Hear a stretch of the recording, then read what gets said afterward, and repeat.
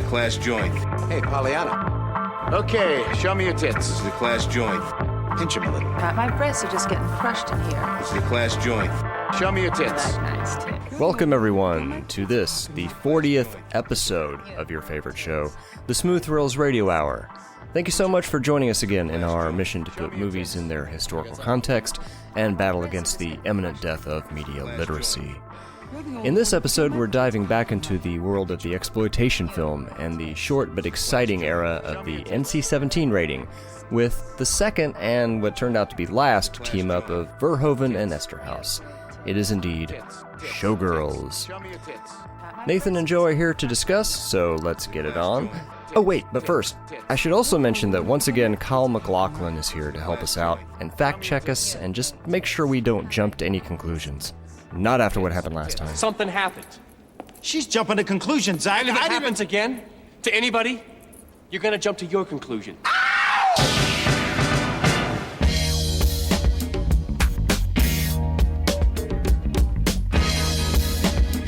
It was a lot more brisk pace than I remember. I remember it being a very much a slog to get through. Like it took forever, but this one, it ran right through. As Jason says all the time, like shit through a goose. Oh, yeah. That's like maybe the dance sequences are a slog for some. I don't know, but it moves quickly. By the way, in the course of my research for this, I got severely sidetracked and ended up looking into a lot of the history of the Chicago World's Fair of 1893. Rest in peace. I don't remember how here. I got there. Their security was called the Columbian Guard. It was a contingent of about 2,000 police, fire, and other people that they just kind of hired off the street, declaring them the best obtainable candidates for the job, in that they were the right height and had references. And they kept an encyclopedic amount of data about the World's Fair, including the security department. And I started looking at this, and bear with me because this is worth it. Some of their statistics they kept during the fair include number of arrests, 954. Number of convictions, 438. Escapes, 1. Number of reports of children lost, 30. Number of reports of children restored to parents, 20. This is where it gets kind of weird. It's better than nothing. I mean, There's 10 unknowns just floating around. This is where it gets weird. Number of reports of shadowy, suspicious persons, 539. Number of reports of Zulu acting improperly, 1. Number of reports of employees killed, 5. Number of reports of finding fetus on the grounds, 3. What in the hell was going on at the Chicago World's Fair? people were birthing. Were 3 of the fetuses part of the 10 missing children that weren't reunited? They don't say. Mm-hmm. I don't know if we'll ever know. It's interesting. Well, that's what happens when you go to the fair and your third trimester. I mean, you're really gambling there. I have no idea. Hey, you know what they say? That's fair. Yeah. They do say that. A fair amount. I shared that post with you about the Academy Museum screening, which is coming up this week, which is pretty fucking nuts. As a full circle thing, right? I mean, they probably... Was this even nominated for Oscars back in... No. For even, like, set design, costumes, nothing? No. International ice choreography. Really? Cinematography? No. See, that's a crime. That is a crime. If there had been a category at the Oscars for best movie called Showgirls, it probably still would not have been nominated. That's not true. That's not true, Jason. Shit about the Oscars, but I mean, let's begin, shall we? So once upon a time, an earnest and well-meaning film director set out to make his dream project. It was, as he told everyone at the time, a very important film, rich in symbolism, deeply layered with emotion, and with an important and timely message about the morals and power that the entire world needed to hear. But there's only so much a PR campaign can do, and when the movie was released to audiences, the response was, shall we say, less than kind. Awful, they said. Poorly acted, shoddily executed, irredeemably bad. What all the poor filmmaker could do was hide in his room and watch as audiences laughed and he got torn apart by Lisa. Lisa Schwartzbaum, a film critic for Entertainment Weekly, of course. But Thanks for then, the context. in the aftermath, the filmmaker changed his story. No, he said, making a campy comedy biting satire, or whatever he thought the film was supposed to be, was the intention the entire time. How could anyone say any different? Well, was this true? Did all of us do this filmmaker a grave injustice? Did we really get it all wrong? So what should we believe? Can any of the filmmaker's statements even be trusted? Should we listen to the actors and their various behind-the-scenes videos, or the interviews they did immediately after? And how did any of this shit happen anyway? Well, today, dear listeners, we are giving you all the evidence, based only on the secret testimony of the miserable souls who survived this terrifying ordeal. The incidents, the places. We cannot keep this a secret any longer. Won't you join us for the next smooth hour as we uncover the shocking facts and try our best to figure out why is Showgirls? Welcome everyone to the Smooth Thrills Radio Hour. We are indeed talking about the 1995 film Showgirls. I kind of want to start with talking about how we all encountered this film for the first time. Joe, I think you're probably the youngest among us. How did you come across Showgirls for the first time ever? What was your first exposure to this film? Just finding out that Elizabeth Berkley from Saved by the Bell was doing some crazy nudity in her movie. That was it. And I was just Pretty like, oh, much okay. true for all of us, yeah. Yeah, that was kind of it. But this was on home video, yeah? This is well out of theaters by the time you came around to it, yeah? I mean, I think it was probably in the theaters whenever I heard of it, but I didn't see it until then because no comment. That was a private viewing, sir. So, but you had a chance to hear a lot more about everything that came after the release, all the reviews that came afterwards. So you had some idea of that. I kind of had my head in the sand and all that. Like I knew that it wasn't like well received as a movie, as a legitimate, drama or whatever it's supposed to be. So yeah, that's pretty much all I heard. I didn't deep dive into it. I'm just like, hey, I'll go pick it up at Blockbuster whenever it goes on sale. So I think it was that and Fair Game I was waiting on. Yeah. Yeah. You know what I'm talking about. Nathan, I'm guessing, much like myself, you were there opening night, or not? Not quite. I think maybe I've discussed this on the Hackers episode, did I? Went to go see it on opening weekend on that Saturday, and I went to the Grand. Remember that theater? I don't know if either of you been there. I don't remember how many screens they had, but it was the most epic theater locally. But for me, it was like almost like an hour drive. Right. And they were sold out. So I saw Hackers by default. So I had to wait for home video as well, because at the time I had just moved here that year, actually. So I didn't have my driver's license, anything, no vehicle per se. So I just unfortunately had to wait. And I was working at Blockbuster at the time when it came out, and we could talk about that BS. But we will. Yeah. Have all three of us worked at a Blockbuster at some point in time, Jason? I've not. Never. Oh, okay. Nope. Well, I had just moved to Texas, and that was pretty much the biggest game in town as far as video stores. I didn't have those in Oregon.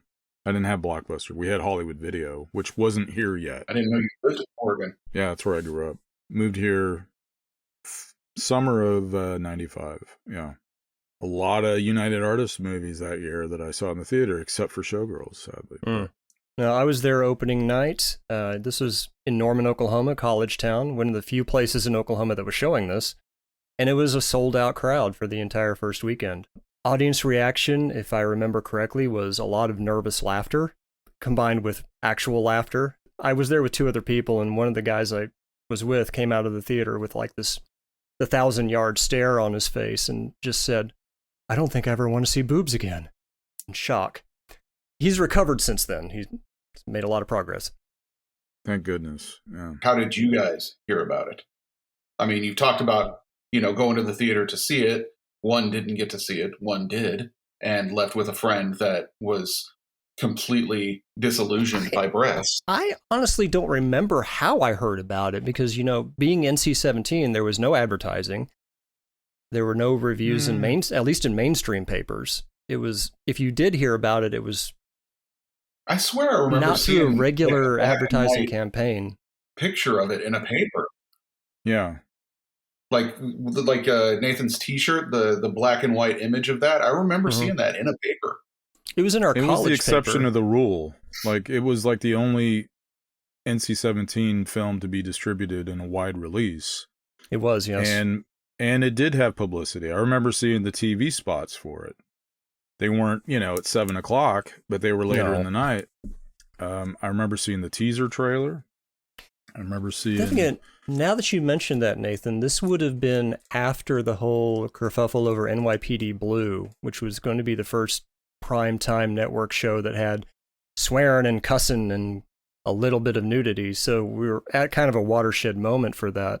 Again, I was in the Bible Belt, so none of that was happening anyway. There was no TV advertising in the great state of Oklahoma, for sure, that I can remember.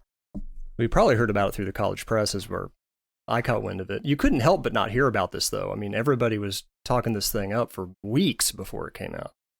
Or months. I mean, the idea that it was the next Paul Verhoeven film after Basic Instinct with Joe Eszterhas as the writer. And they were essentially trying to top themselves in terms of spectacle, I think, with the previous film. And I had a subscription to Movie Line magazine at the time, maybe even Entertainment Weekly. I think I knew about it about a year before it was being made. And the fact that it was Elizabeth Berkley, and I had become like this huge Saved by the Bell fan thanks to TBS reruns.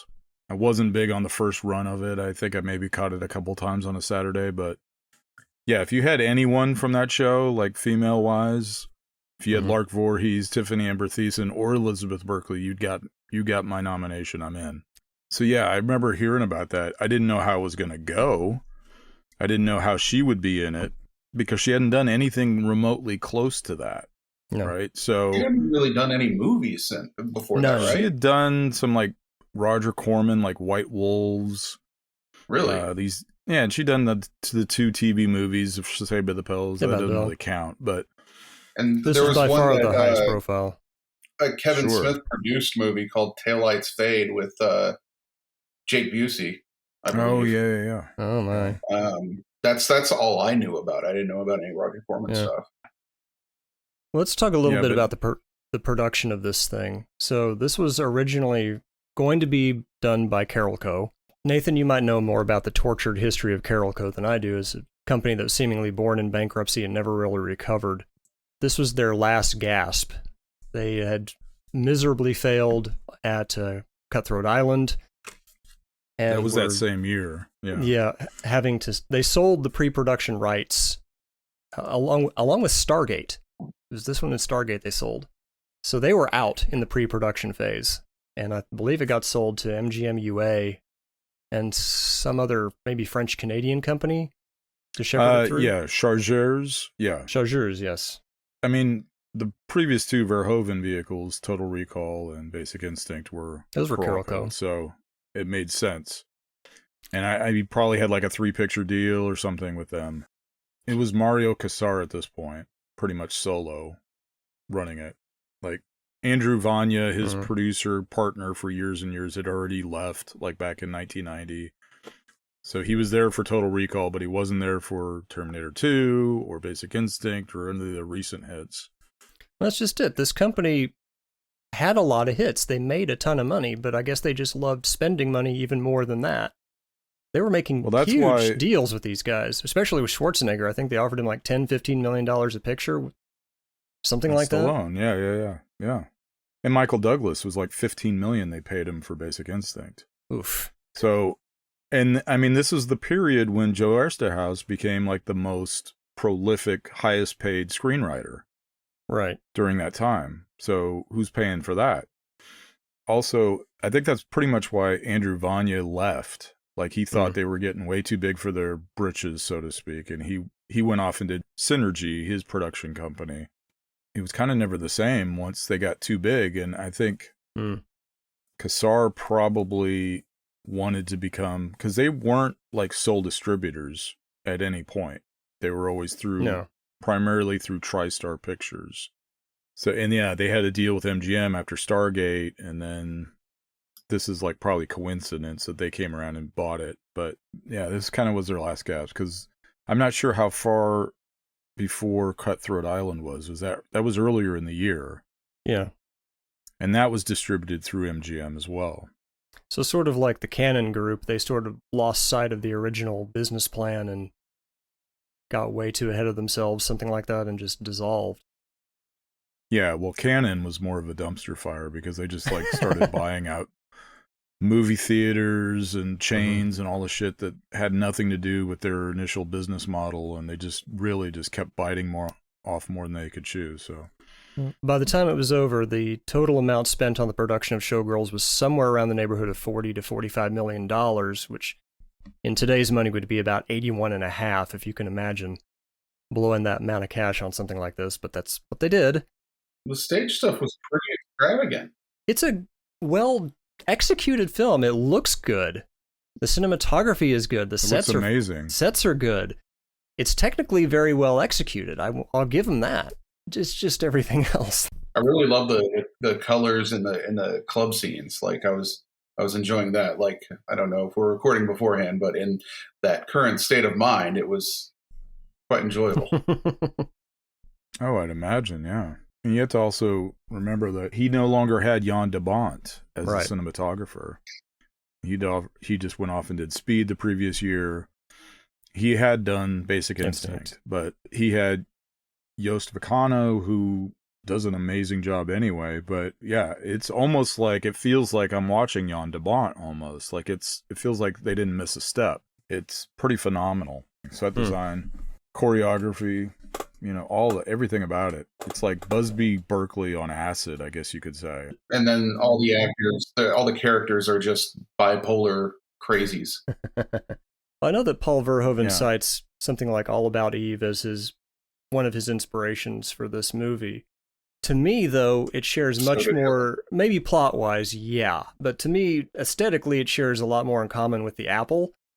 As soon as that motorcycle sequence got started, I kept thinking, has Paul Verhoeven watched The Apple? Is he a fan of this and doesn't want to admit it? Because holy shit, this is a lot like that movie.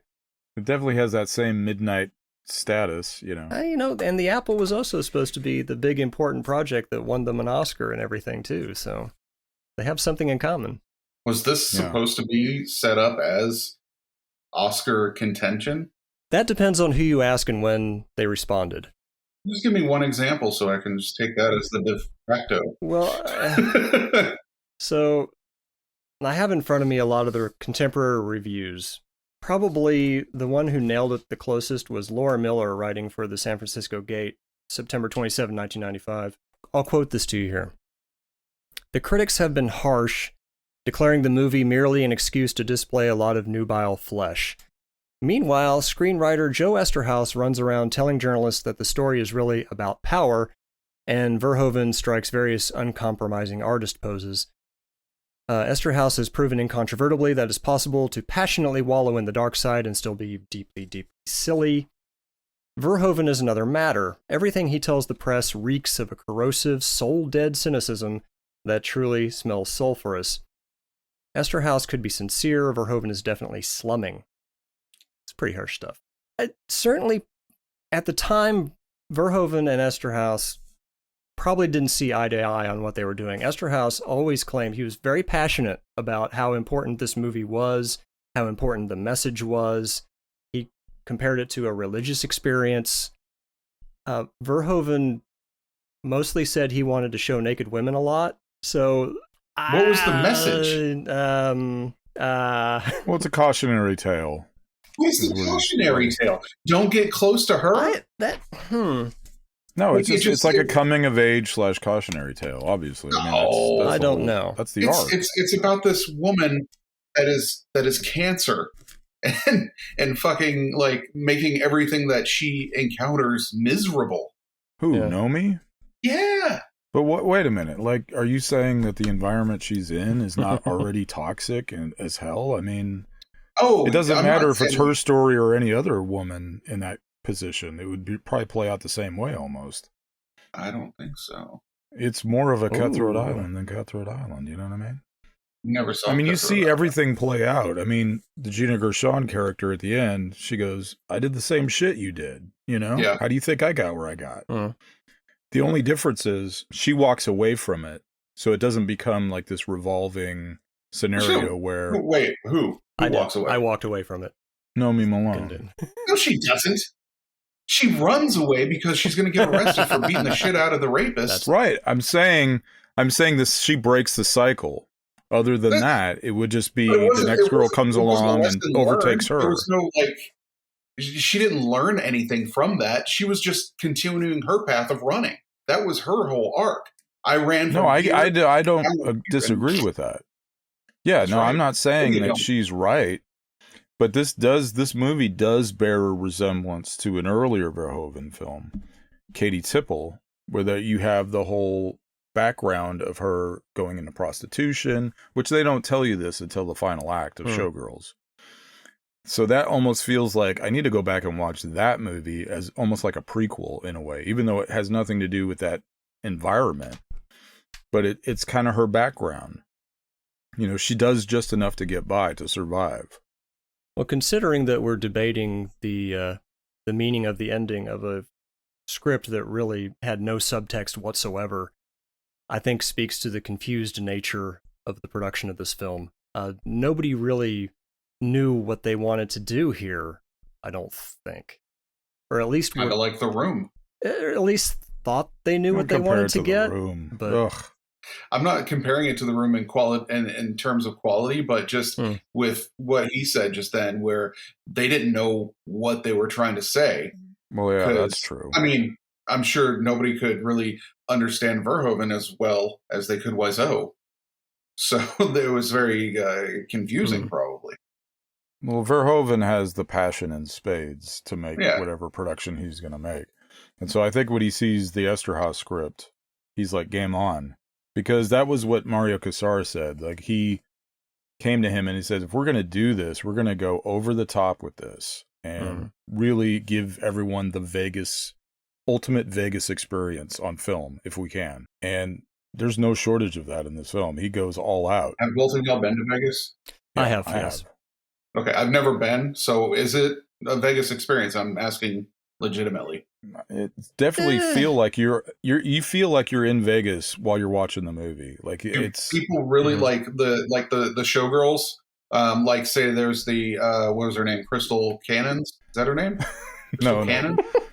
It's Crystal, but I don't think it's Cannons. But Crystal Titties. You might be thinking of Christy Canyon, the porn star. Okay. No, what was her name? What was Gina Gershon's name? It was Crystal. No, she had the last name. Yeah, I'm sure she did, but that's not important right now, Joe.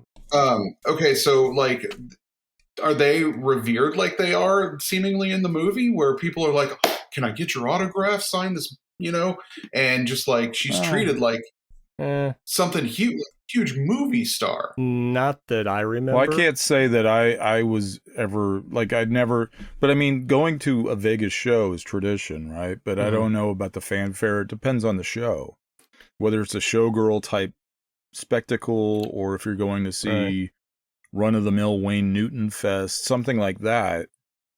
I don't know. Maybe that's a little bit much, but it's really about what if, I think, maybe. So, like, I could see the Gershon character being huge if you have this show running for years. For a little bit of context, Joe, this movie was 1995. This was still 8 full years before the Whatever Happens in Vegas Stays in Vegas ad campaign got started. This was still a time when Vegas was trying to market itself as a family-friendly destination. Believe it or not. We got legal prostitution. Yeah, because I didn't hear about that campaign until we went and saw the Hangover preview. Well, I will say, like, the last time I was there, or no, was it the last time or the previous time? I can't remember, but I felt the need to just watch Showgirls immediately and The Hangover as like a back-to-back. Can you make it a triple feature and go with Very Bad Things? I'm good. Do you recall any Vegas shows involving garlic-eating monkeys? That I don't No, know. I don't think so. That- Although, I get- Davy Jones and Mickey Dolenz, I'm sure, have performed there quite a Oh, they bit. did. But they're whether or You not could they had probably have a garlic lot for of lunch, I garlic. don't know. I guess there was this entire subplot that I guess got deleted from Showgirls about the garlic eating monkeys. I don't know what That that's is about. because there is that line they say the garlic in there. Yeah. Are they fighting vampires? I don't know. Maybe that would make just as much sense as anything else. Can I push my 3-line review of the movie in real quick that I sent to our little chat? Yeah, go ahead. This movie is what you get if you take a serious movie, make a parody of it, and then make a serious version of the parody. It's That's how a I felt. mashup. Yeah. It's pretty accurate. Like if you're saying that Eszterhas is as passionate about the script as he was, and and that's common when you write a script and you hand it off to a director, they see whatever they want.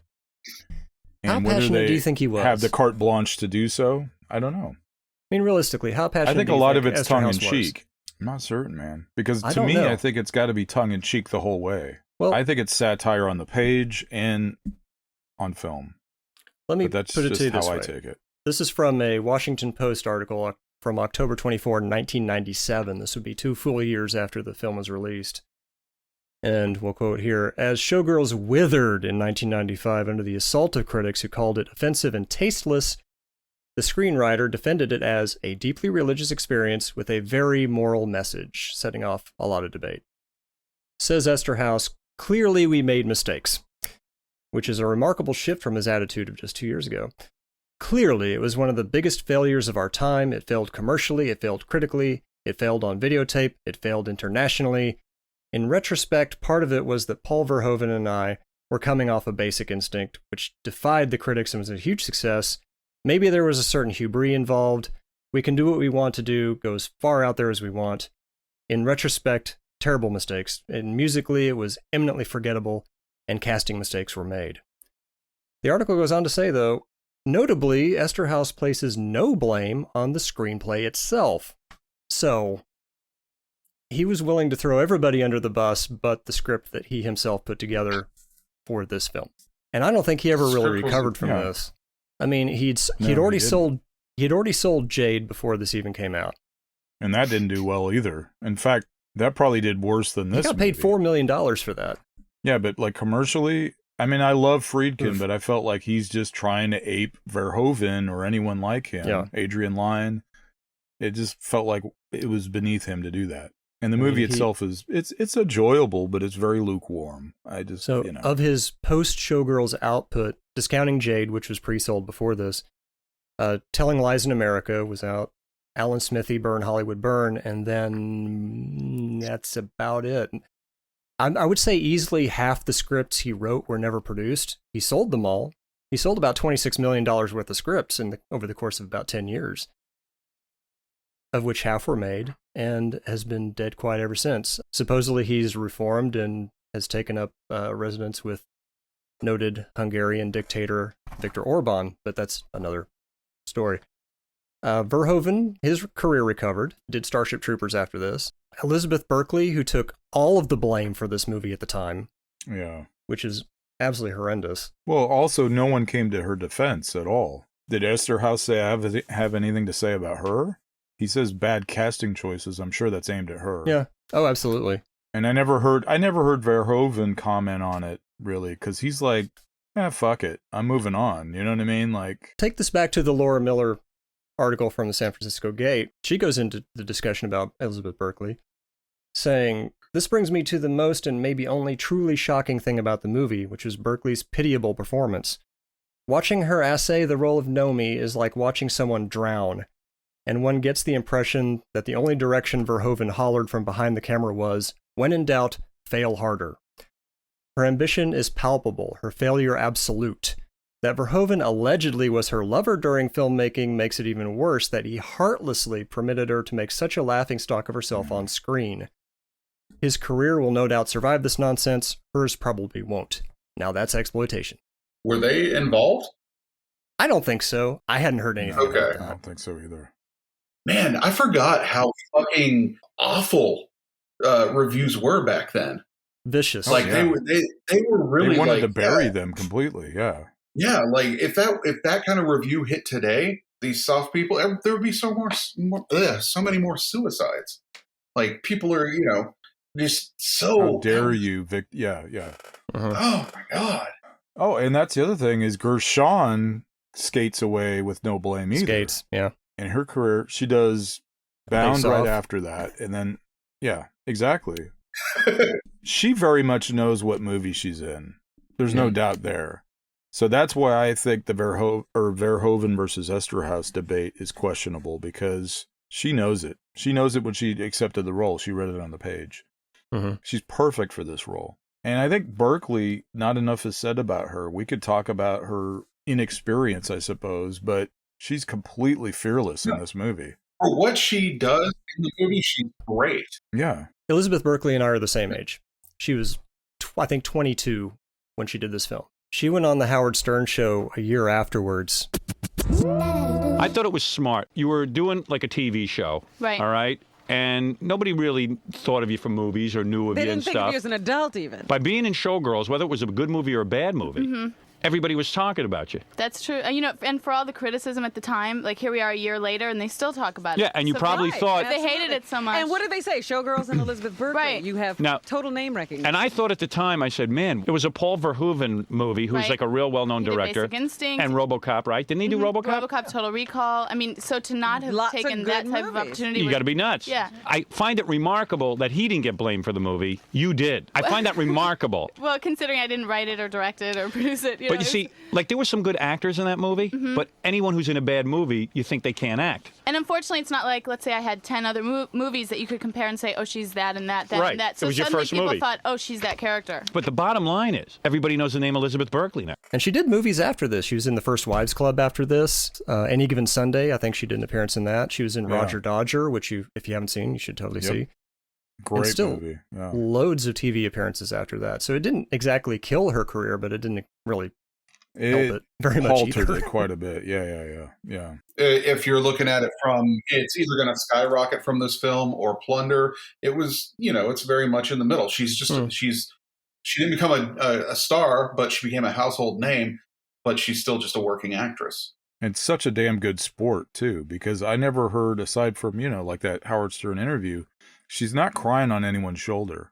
Right. She's owning it, and she's moving on the best way she can. Yeah, anything I've ever seen is she seems like the most level-headed about it. Mm-hmm. And like you said, she just completely takes the hit, takes it on the chin. Though also, including Gina Gershon, Nathan, there's two other people that got out of this scot-free, which were Robert Davi and Kyle MacLachlan. I mean, Kyle MacLachlan pretty much exists in this impeneneable bubble. We He's expect him to be indestructible. in this type of movie. Yeah, I mean, he had just been in And the Davi, to an Flintstones extent. before this. Yeah.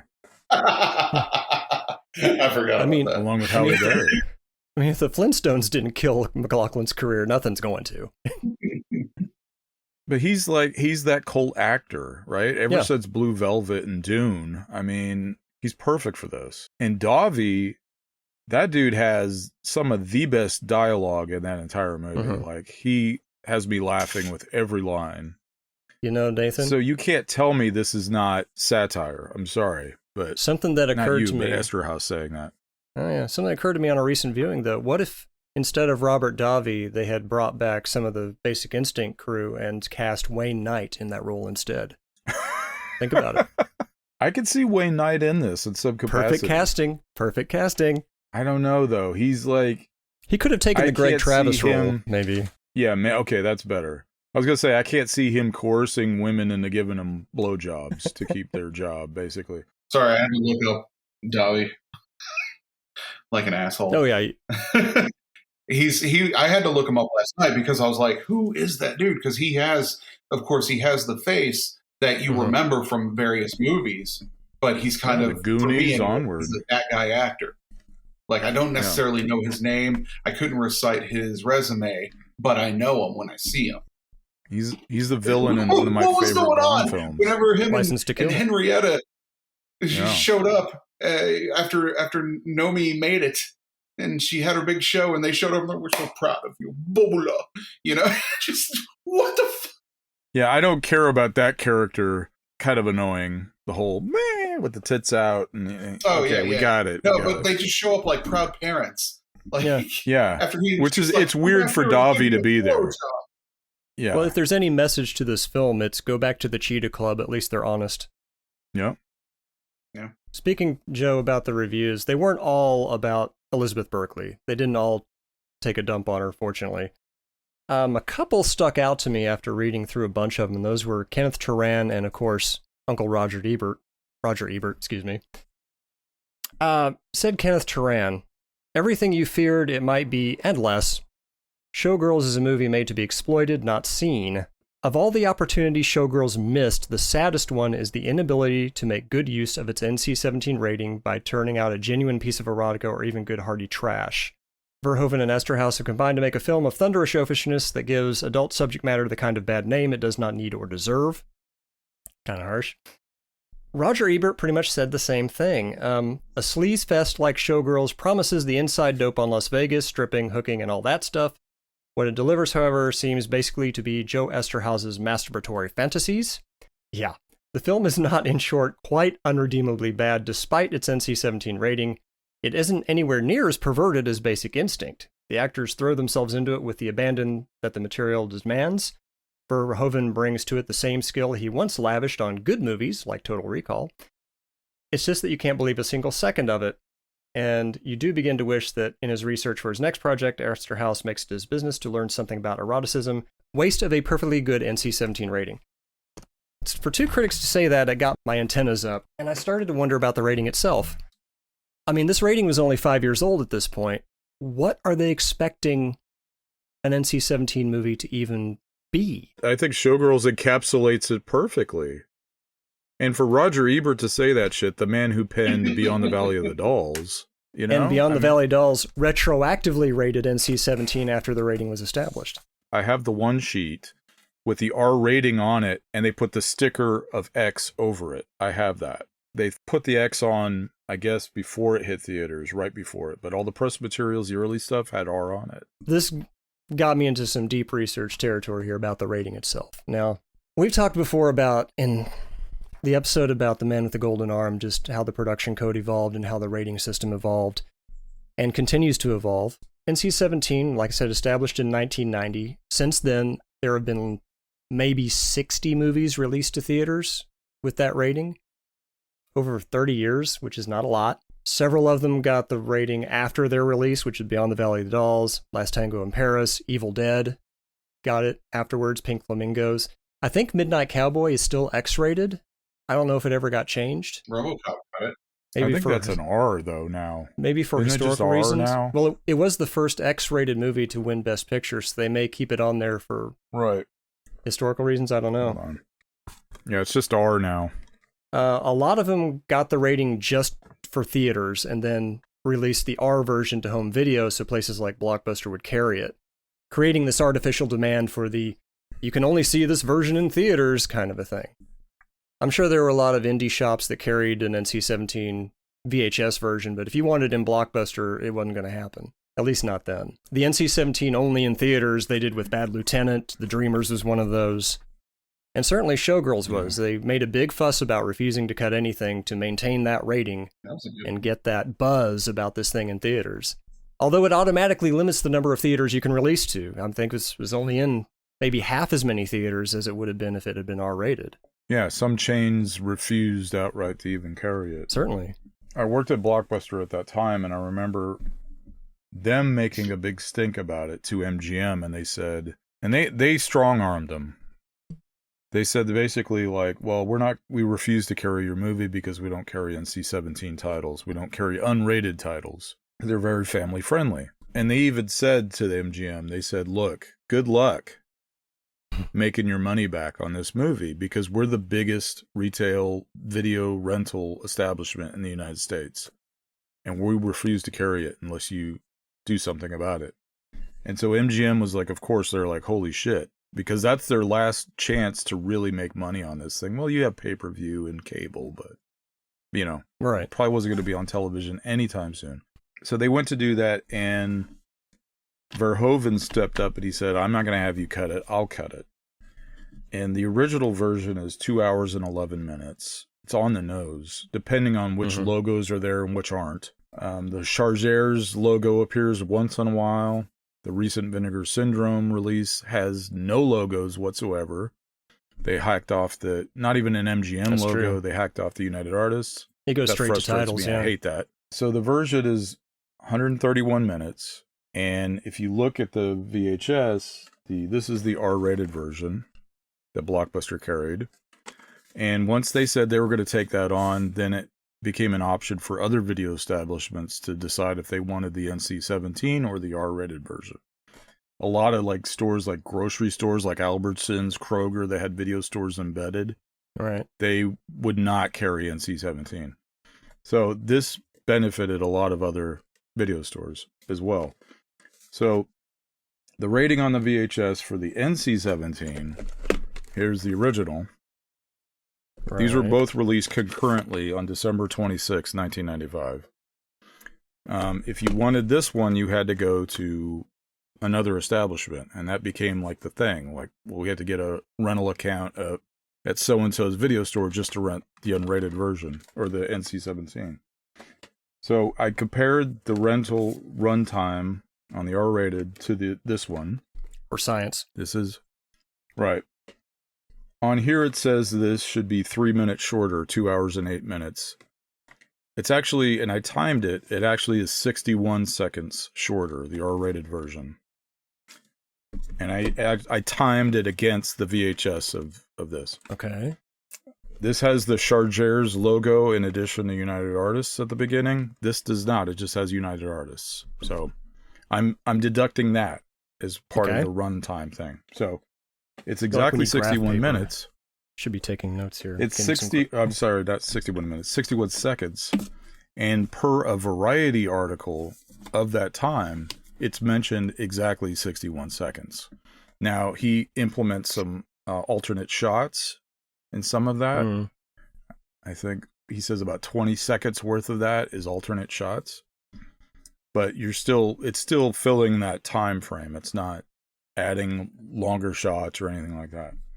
Right. So this is sort of the way they fixed Eyes Wide Shut to get it down to an R release that Kubrick was technically contractually obligated to provide instead of the NC-17 version that was in place when he died, I think, wasn't it?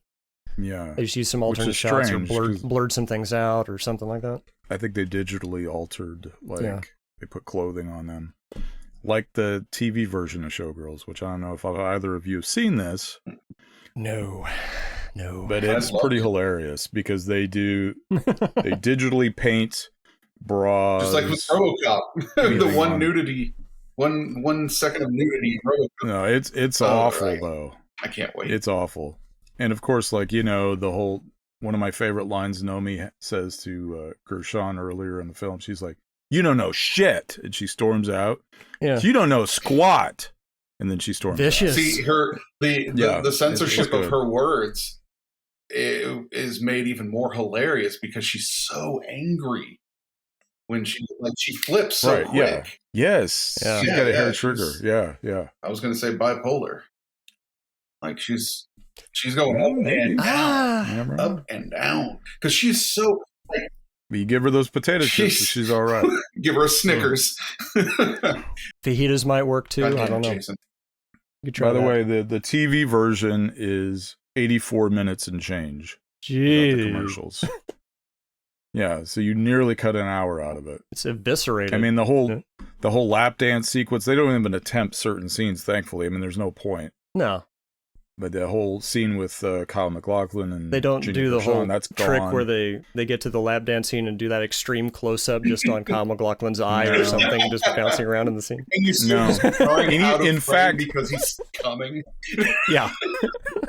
Right before that, when Elizabeth Berkley jerks off the pole, and it's like, and then she's like steams out. They cut that. Like she just goes like this. Wow.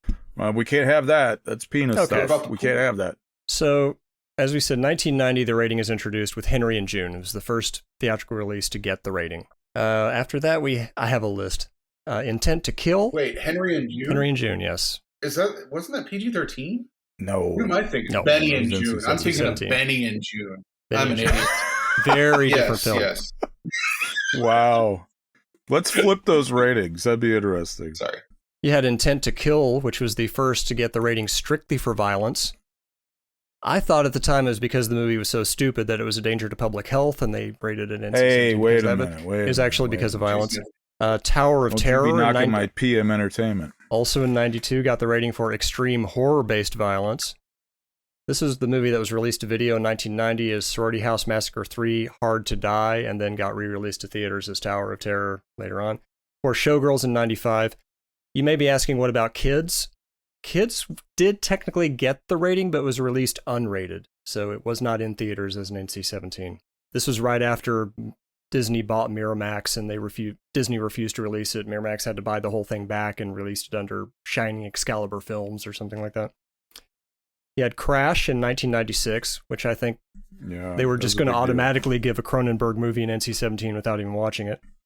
Orgasmo in 97. The Dreamers. Young Adam for presumably a brief oral sex scene. Bad Education, Pedro Almodovar. Probably got it for the Catholic priest abusing kids thing, which was pretty graphic in the film. John Waters, A Dirty Shame. Before I get to this next one, I want to mention something. A lot of the rating system, as far as I can tell, was based on the idea of imitability. Like, you can't show kids something that they might try to imitate the behavior, like drug use or violence, or cock rockets, sex scenes, or something like that. So, when in 2004 the John Waters movie A Dirty Shame got an NC-17, I can only imagine it's because of the part where the guy shoots semen out of the top of his head. And somebody at the ratings board was like, "No child of mine's going to learn how to do that. NC-17." I don't know what else it could have been for. I never understood why Orgasmo got the NC-17. Oh, it's a sub. I guess it's a subject matter, but I could see that as an R. But at the same time, like it wasn't there. Like whenever I think NC-17, I think blatantly graphic. There's no like subtlety to it, type of thing. We're getting to that, Joe. Yeah, bear with me here, because later on you have Lust Caution, which the most successful NC-17 box office movie so far. Made on a $16 million budget. Really? Made back 67. That's the lesson here. If you're going to do this, don't blow 45 million on it. Go more in the 16 mil range. You get it back better. Okay, that's true.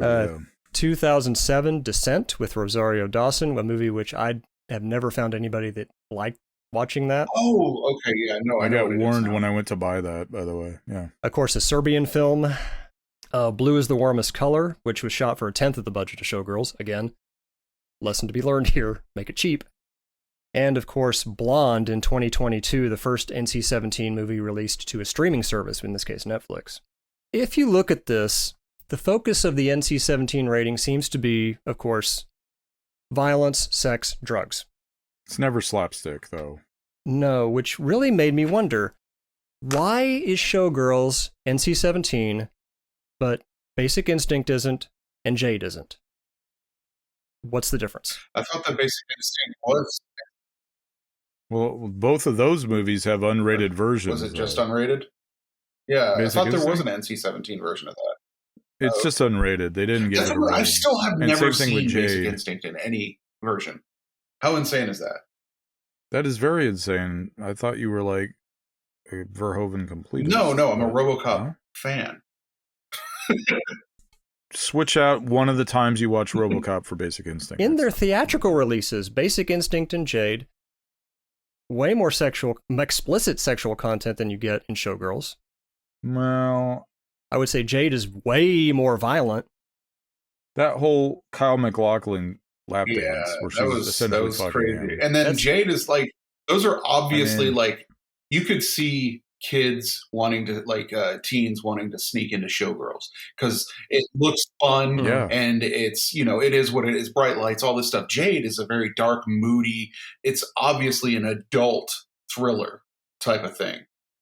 So that's what, kids aren't going to want to sneak into that and maybe I'll see something. They would rather sneak. Or they're just like big, like David Caruso fans and they really want to see it. No, they're not. They don't exist. They're not big. No. Well, I want to see why he left NYPD Blue. I have to see this. Part of the difference, I think, is this, and I may be completely off base on this, but for all of the the kinky sex that happens in either one of those other two movies, it is heteronormative. If there is a lesbian relationship in Basic Instinct, it is not on screen. It's hinted at, and it's between the villains, not the protagonists. No spoilers, please. And in Jade, the only mention of it is when Angie Everhart's character says, yeah, I'm kind of into girls, but it's never shown. Yeah. Showgirls is a little different in that regard. You get that final on-screen close-up kiss between our two leads. Maybe that's what pushed it over the edge. This is the 1990s American media mindset we're dealing with at the time that Showgirls comes out. So it gets an NC-17. I don't think it's any... There's no real explicit drug use, not the way there was in Basic Instinct. And other movies at the time, it was just a little bit too far. Well, I don't know about those. I think it's the environment. It's the situations. That's, like I said, Verhoeven was like, let's do, like there was never a discussion of an R-rated movie. They were just going to do NC-17, go all out. And you're going to get that rating no matter what, I think. And you're still testing the boundaries. Of the subject matter. Yeah, well, you're testing the boundaries of what it even means to be an NC-17 movie. What does that rating even encompass? You got a good point, though, Nathan, as far as it being, part of the environment is part of the reasoning. Because you've got this where Kyle MacLachlan, he, drops some, the fucking egg drop soup in his pants. And then you take that, and then you have Forrest Gump, where Jenny does the same thing to Forrest at college. PG-13. Oscars. So just in case you're curious, what I'm holding in my sweaty little hand is the MPAA definition of NC-17. This is the version from July 24, 2020. So this is the refined. This is the official definition of NC-17. An NC-17 rated motion picture is one that, in the view of the rating board, most parents would consider patently too adult for their children 17 and under. No children will be admitted. NC-17 does not mean obscene or pornographic in the common or legal meaning of those words. There is no legal meaning of those words, by the way. And should not be construed as a negative judgment in any sense. The rating simply signals that the content is appropriate only for an adult audience. An NC-17 rating can be based on violence, sex, aberrational behavior, whatever that is, drug use, or any element. No, or any other element that most parents would consider too strong and therefore off limits. So that's a pretty wide net to cast. You lost me at patently. We don't know what it is, but it's not an R. Right. That's as far as it goes. Well, I mean, you don't know what it is, but you probably shouldn't see it. So we're gonna hide it. It's just more than an R. All it is more than an R. Plus. No, there was a push to create like the adult rating, the A rating. I think there was one movie that put its own rating up. I forget which one it was. Yeah, I remember that. Yeah. Can't recall what that was, but I do remember that discussion. But there was a lot of talk about it. But Roger Ebert even said, we are the only country in the world that refuses to acknowledge that there is no such thing as an adults-only movie. There should be a rating for Ebert suggested it. They did an episode about that. Right. About the NC-17 rating, I believe. This was before Showgirls, I think. This would have been around maybe like 93 or something around there, maybe. Real quick, Katie pointed this out on a previous episode, because I always thought it was Henry and June being the first one. But she stated that The Cook, the Thief, His Wife, and Her Lover is NC-17, which it is. And it was released unrated, though. Okay. It wasn't released with the NC-17. My memory was not that, but on video and everything, it is NC-17. I mean, yes, we're getting a little picky with that kind of thing, but yes, technically it was released as unrated. If they had taken the chef out, would they have gotten an R? Yeah. That wasn't maybe. Repeating. Probably. That was not repeating. So it's almost like Gremlins and Temple of Doom being PG-13 mid-release. But that was like slapped on the posters. It was released at PG, and then afterward it's still PG. So I don't understand. But the definition of PG-13 is even more baffling and logically makes no sense as compared. NC-17 is clear as day compared to what they say PG-13 is. It's completely weird. It's bad, but not that bad. It could be worse, but it's not great. Drug use, there could be. Maybe some nudity, but we don't know.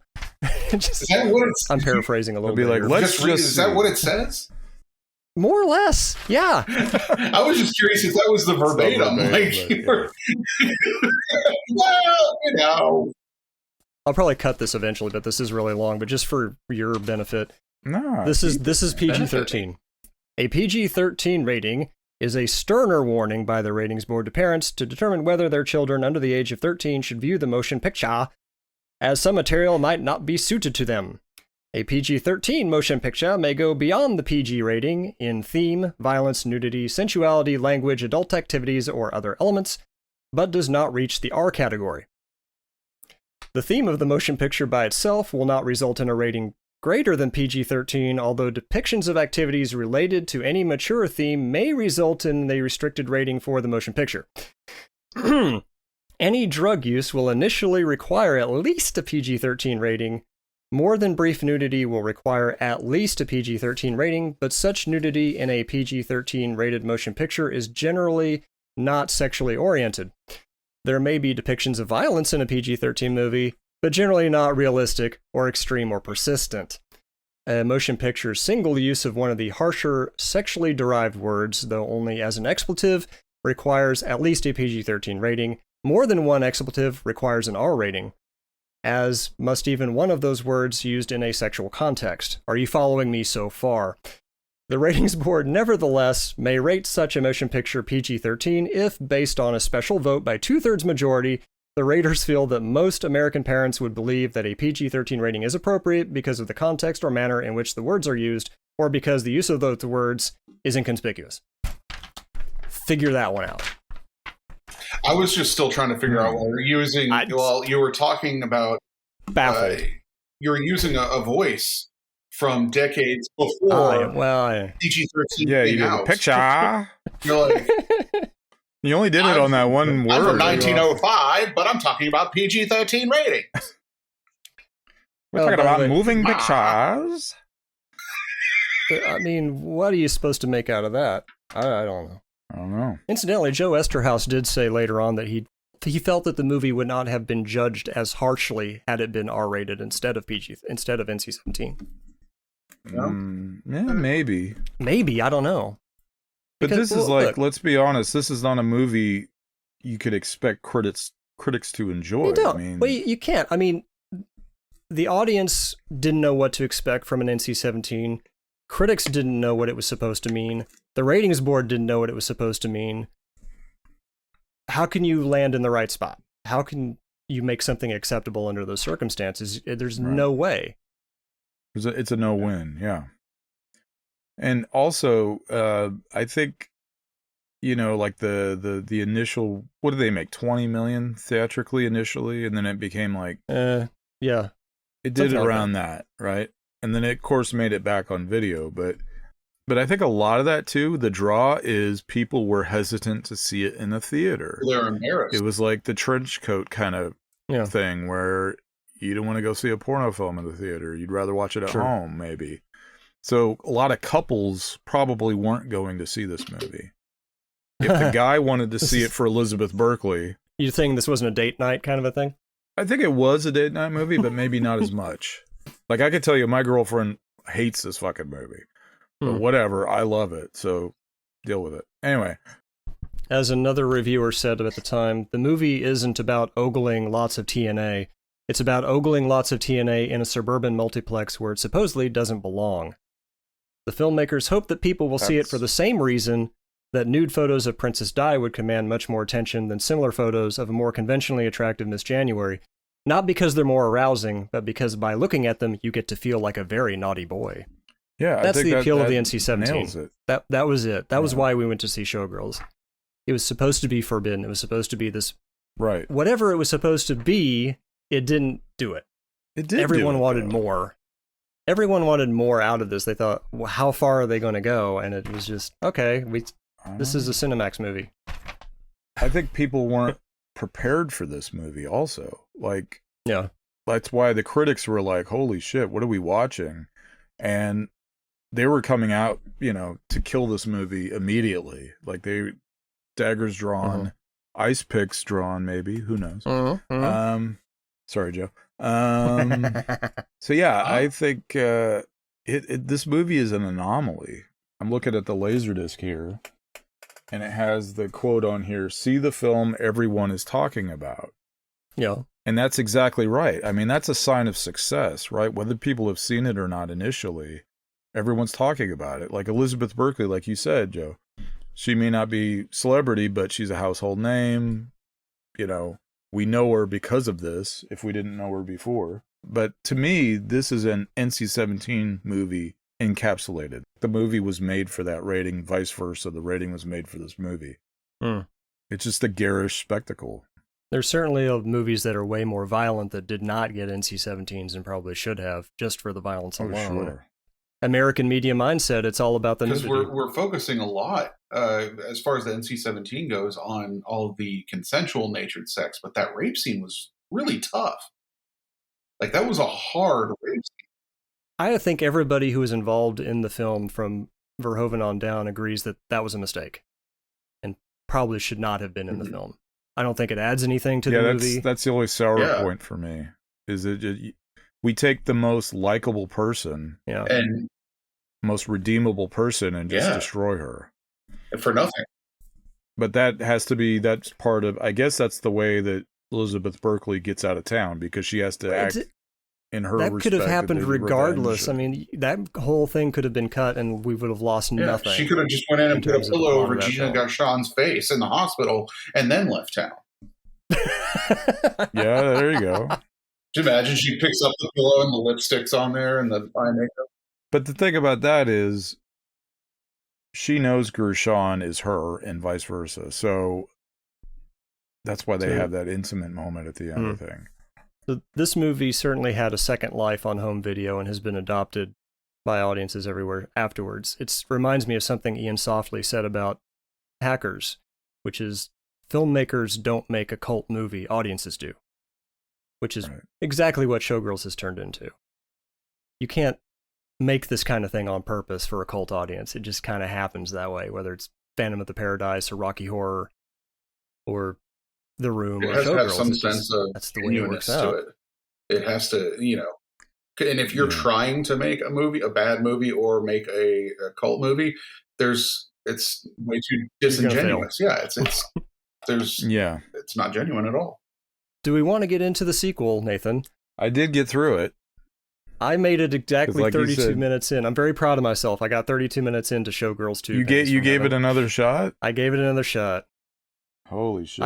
I couldn't do it. Via our text exchange yesterday, you said that you could never get past 15-minute mark. And 17. And this is one of those. Oh, okay. I've only seen the trailer. I've never seen the physical copy until just then. Oh yeah, that's good. You're good.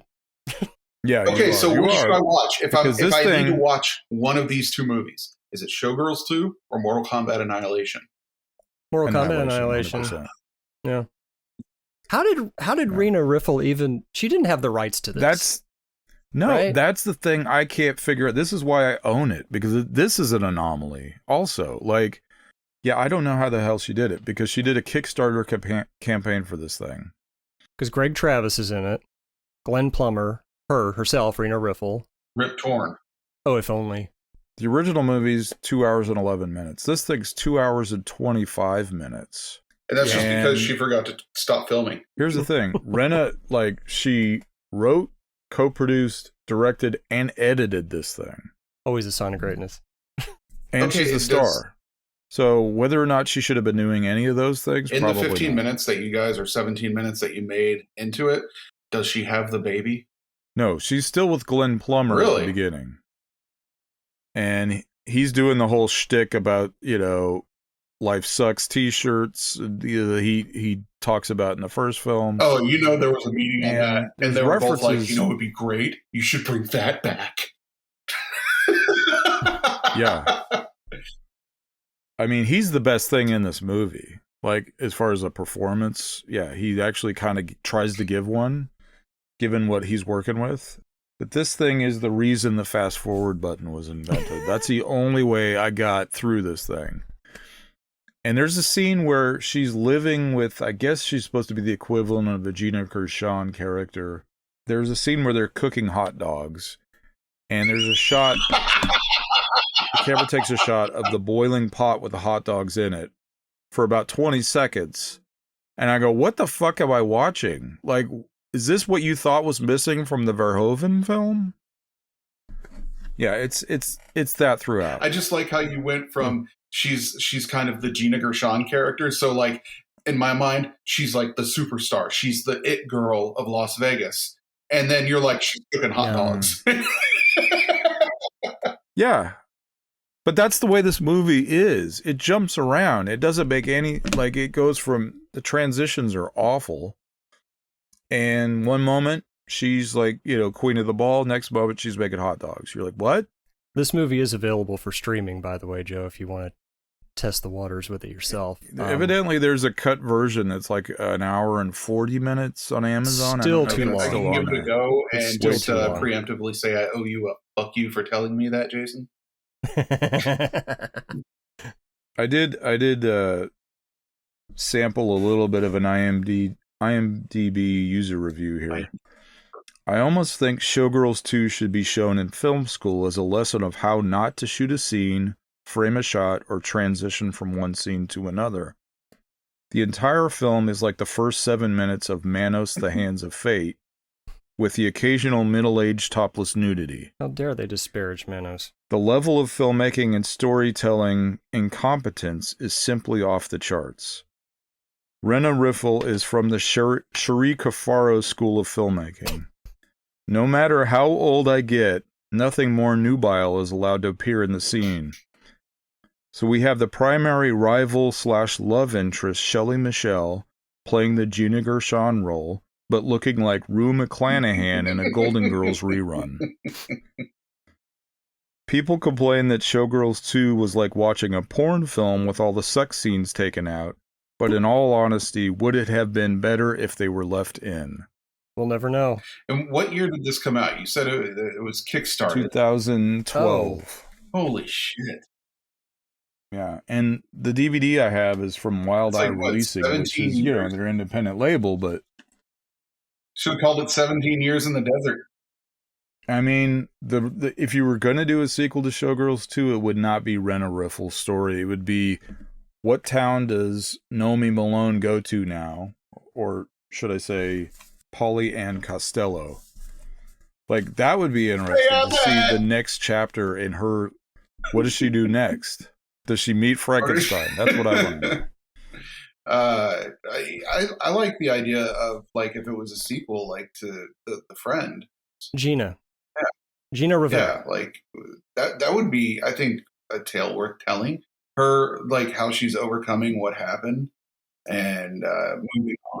Is that a good sequel, though, to this, though? Not that this is a good sequel. I don't know. It couldn't be worse than what we got. No, definitely not. No, but you're right. That is a noble approach to a story. Well, what can I say? I mean, I am a world-class writer. Did you say class? It cut out a little bit. I heard ass, but I didn't hear the CL. You hear what you want to, Nathan. I know what I said. Is the NC-17 rating pretty much dead at this point? Because I haven't seen anybody. Well, you just said using blonde it anytime soon. I think they were just using that as publicity. Like, I think that's all it is for publicity, because nobody cares. Like, nobody cares. But if you say, "Oh, it's an NC-17," well, the whole point of it is pretty much over. Yeah, but it'll still make your ears perk up to hear that a movie got an NC-17, and that would make you more curious in a movie that you wouldn't be curious about, because you want to see something that you shouldn't. Because even if you're 40 or 50, you're still going to be like, "Oh, that's still dormant in your brain." Like, you still want that taboo. It's always going to have some kind of weight, but in the traditional sense of a rating, I don't think it means fuck all anymore. Like he said it, I didn't realize Blonde was given that rating. Well, the only reason it has that is because it was released to theaters for like 2 days before it went straight to Netflix. There was no reason to release it to theaters other than to get the rating. Or Oscar consideration. Yeah, no, I think it was for the rating. Not sure there's any Well, Oscar consideration in the works there. But that is I've it. not That was seen the it, only but I reason to hear do it. she's amazing. That's the one thing about it. Like she's so committed to it. But So you say the Academy Museum is screening this as of the time of this recording. That is coming up or has already passed. yeah, this Wednesday with Elizabeth Berkley presenting it. Is anyone else from the film attending this that you know of, or? I don't know. I mean, I would imagine. I mean, Paul Verhoeven's 85 years old now, so I don't imagine he gets out that much anymore. He doesn't give a shit. He's never really embraced any of the recent fanfare for this film. What do you mean? This is Showgirls? Like I said, he just kind of does it and moves on, you know? Right. I'm not going to this Showgirls 30 years ago. Fucker. Well, yeah. And that's the other thing, too, is like Was. people like that were taking this movie seriously, if they were, none of his American films should be taken seriously, right? Maybe Flesh and Blood, but like RoboCop is satire. Total Starship Recall has Troopers. satire. Starship Troopers is 100% definitely. satire. Yeah. I feel like RoboCop has satirical, like it is satire, but I think there's some serious shit going on. Like not just like the stakes are versus high, for like sure. Starship Troopers, where it's either satire or camp, but it's completely fun. Yeah, I think RoboCop's far more balanced. Like you could view it without even looking at it at the satire. Yeah. Like it's just an action movie, revenge tale or whatever. And then you repeated viewings, it's much more rewarding, right? Whereas Starship Troopers is in your face from the get-go. Like there's no denying. Do you want to know more? It's over the top appeal. And audiences either got it right away or they totally missed it. And Basic Instinct is played straight, but it's funny. You know, it always was, right? It is. I mean, exactly like Jade. I mean, it features a hard-boiled detective who really doesn't seem to have the slightest idea what he's doing. He's not very good at his job. Especially Jade. He's getting seduced. Yeah. Oh, yeah. Comes with the Why are you biting my lip? What kind of ride is Much this? more so in Jade than Basic Instinct, but yeah. Any final thoughts on Showgirls? I have nothing else in my notes. Pennies from Heaven. Wow. Joe, I'm not kidding. If you do decide to watch Showgirls 2, the title will come up and you're just going to go, oh, Is hell it no, because turn it off. Yeah, the titles, exactly. Like, what the fuck were you thinking? I think it was done in Comic Sans or something like that. It's just... But even the holy backdrop of, shit. like, the clouds and shit, I'm like, am I watching, like, a Barney video? What is going on? Like, Are the pennies like yeah. euphemism? Can't talk. Is that a butthole? Yes. No, it's not anywhere close to that level of symbology or meaning. You really can't read into this movie. If you No. do, you're doomed. I mean, you're doomed anyway. Mhm. Like I said, I own this, but I may no longer own this. Okay? I think I'm over with this joke. I was like, why? Send it my way. You want it, you're going to have it, man. I'll tell you what. Go out in your front yard, throw it. If it makes it over here to me, I'll watch it. So you really don't want it, but okay. If it happens to fall in your lawn, I'll give it a go. It's like ash from a volcano. If it shows up, great. That's how everybody should encounter new movies. Like, look what I found on the lawn this morning. What the hell is this? The theater truly is dead. Well, it's like in the UK.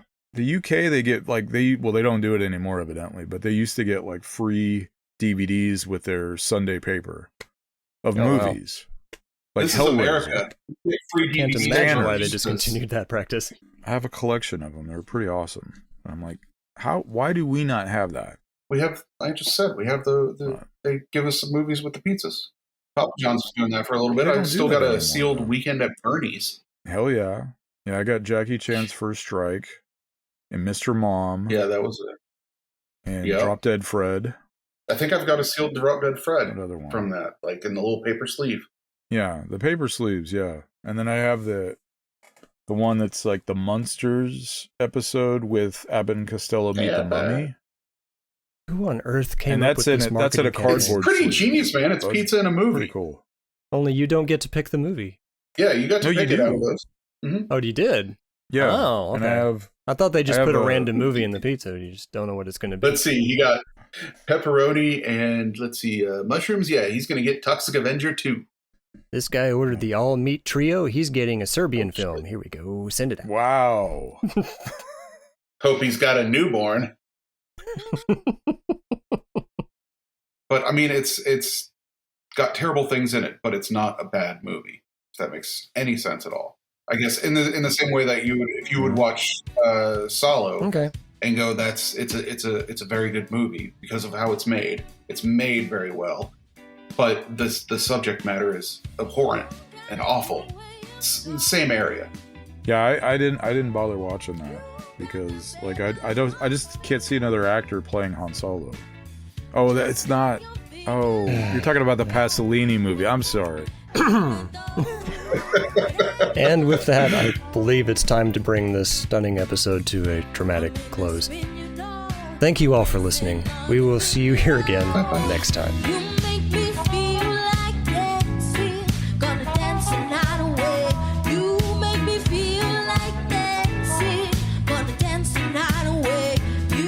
So, we meet again, at the end of yet another exciting episode.